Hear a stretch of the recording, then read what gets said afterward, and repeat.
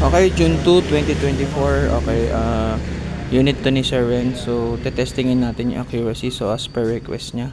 So, nilagay ko lang po yung West Hunters ko HGC 3x40. Tsaka West Hunter po na tactical na 3x12x44 SFR FFP. So, nilagay ko lang po yung scoop dyan para sa accuracy testing. So, hindi po siya naka-zero sa mga unit na yan. So, titingnan po natin doon sa accuracy natin. Dito natin testing yan. Okay, so ito po yung ating target. So, ito dito ako sisipat na scoop. So, yung possible na groupings andyan lang sa paligid niya. So, tetestingin ko lang po natin. 15 meters po.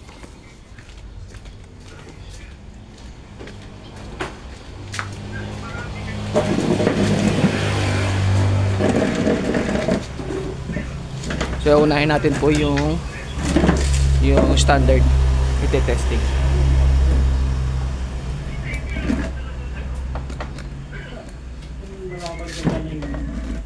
Standard muna po. Castor pellet po yung gagamitin.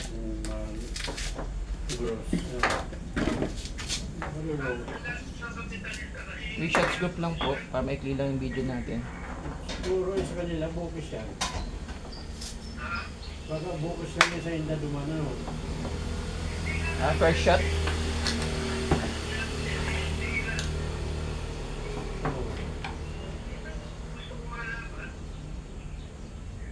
Apunan mo? Oo, apunan mo kaya ano? Nagkakalat man kankuyan mo, desisyon mo. Sige. First shot. Second shot.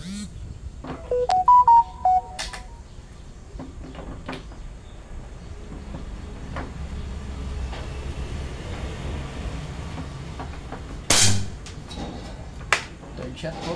Third shot po tayo. Asta pellet.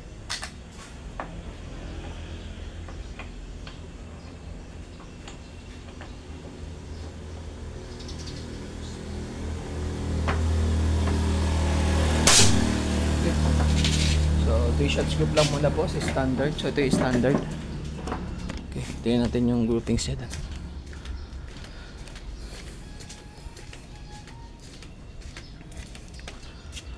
Okay, so ito dito po kasi may pati scoop. Ito po yung groupings na nagawa niya. So, 3 shots group po yan. So, pasok sa daliwi ko.